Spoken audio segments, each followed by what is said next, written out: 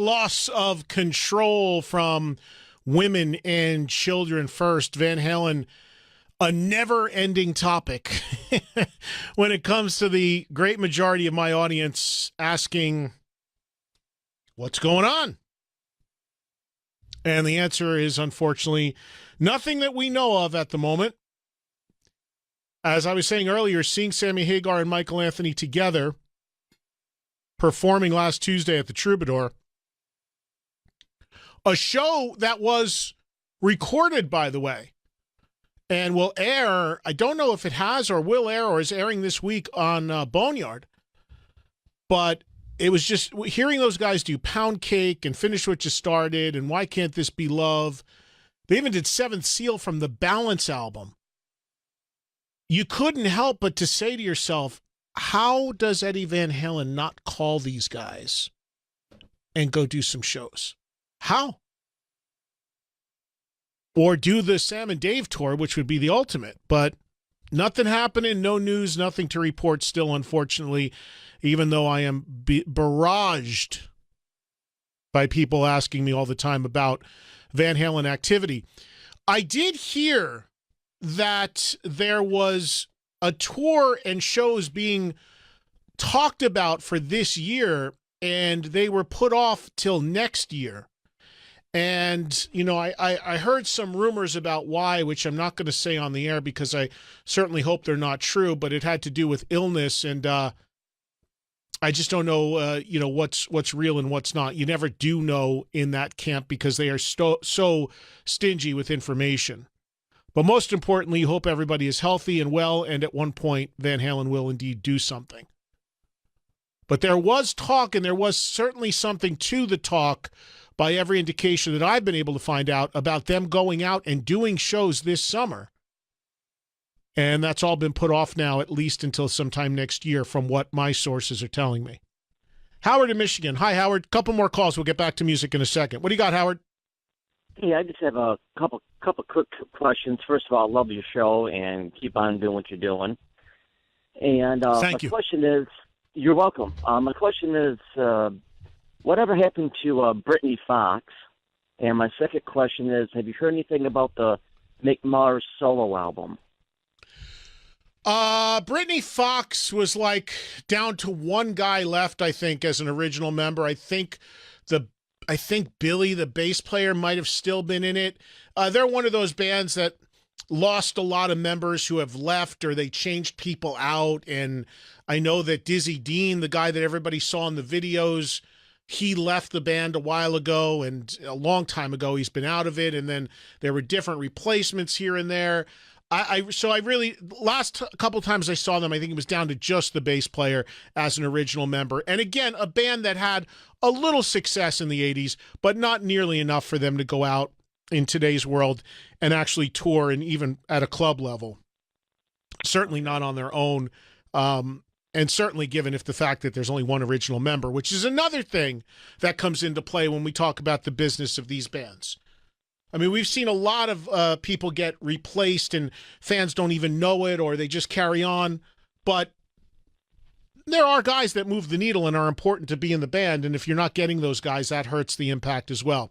As far as Mick Mars's record, Howard, I do have updated news on that for you.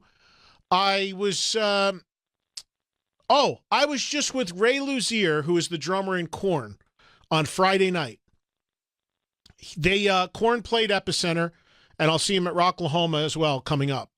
But Ray and I are friends, and we were talking backstage before they played for a while. Ray is playing drums on Mick's record. Oh, wow. And he has been helping Mick greatly on the record. Mick is also working with the producer Michael Wagner now on the record. Wagner has worked with tons of artists, a lot of 80s artists as well. But he is still, after many, many, many years here working at this, he is still looking for the right person for a singer. And that's where things are at the moment. So a lot of the record is recorded. From what I understand, the vocals are still not completely done, and they're wrestling with what they want to do in that area, whether it's going to be one of these records like where there's different singers on various tracks, or he just hones in on one guy. But the singer, finding the right singer, is proving to be a bit of a holdup at this point. But Ray Luzier of Korn is tracking drums and did track a bunch of drums on this upcoming record. Ray is a phenomenal drummer. All right, then. Well, I appreciate it. Thank you, Howard. By the way, speaking of Britney Fox, Johnny D, the drummer from that band, has been in Doro's band for decades.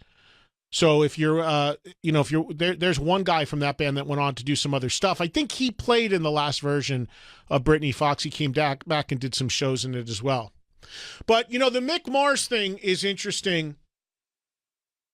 Mick has been unbelievably quiet.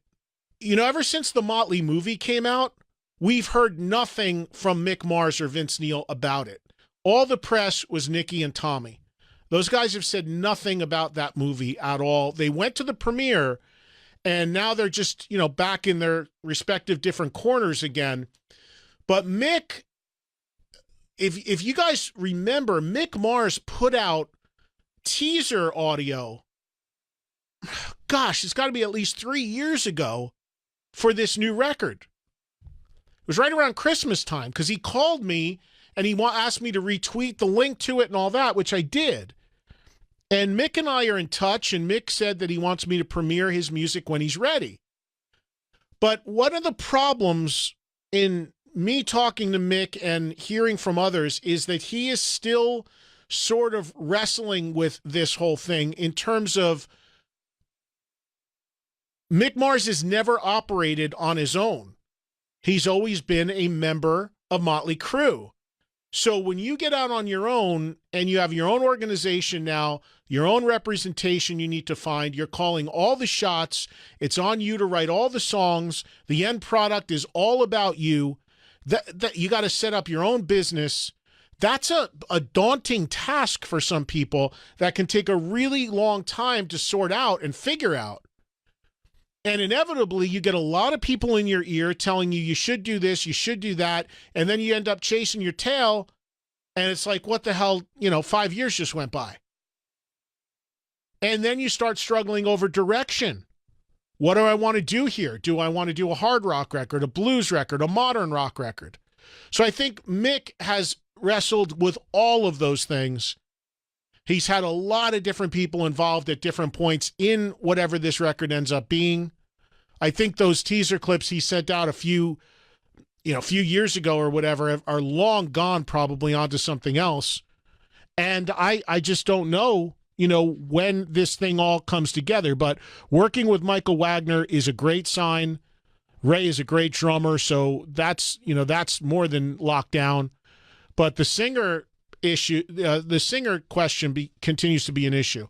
And I don't know what direction he's going to go in. I know they were auditioning guys. They had some different guys come in. At one point, John Corabi was involved in it. I don't believe he is anymore. But I wish him nothing but the best. And when he's ready, I'll be here for him, as I told him, to play the record and get him on the air to talk about it. But right now, he's still kind of sorting it out. Darren in Minnesota. Go ahead, Darren. Hey, Eddie, I was wondering, whatever happened to the band Kick Axe? I thought Vices was an awesome album. Still around. I think they played the Monsters Cruise a couple times, but they don't play in America all that much. I mean, they're a Canadian band. As much as you may like that record, it was not overly successful in America. They never came close to breaking on a large scale in the U.S., so there's really hardly any opportunity for them to play in America, but they do still exist. So they are out and about, but pretty much it's just not going to be in the U.S. I mean, who's going to book them, Darren? If you have a club, let me give you a hypothetical, Darren. If you have a club that holds 500 people and they come to you and they say, hey, would you like to book Kick Axe? And they tell you it's going to cost, $7,000 for you to book them for a night. Are you doing it? No. Boom. Answered the question, Darren. Thank you very much for your call. You just, that little scenario right there, when you wonder why you don't see bands touring or playing that often, that are bands that, whether they're good or not is irrelevant, but there is exactly the scenario that would happen. Darren owns a club. Darren has to front the money to book the band. The agent says, I want $7,500. You got the show for the night. Darren runs the numbers. Oh, shit. They're going to only sell about 22 tickets. That's the only people I know that's going to come. What do I do? $20 a ticket, 22 tickets. That's about $400. Oh, shit. I'm out $7,000. If Darren doesn't have some money to play with, Darren is screwed.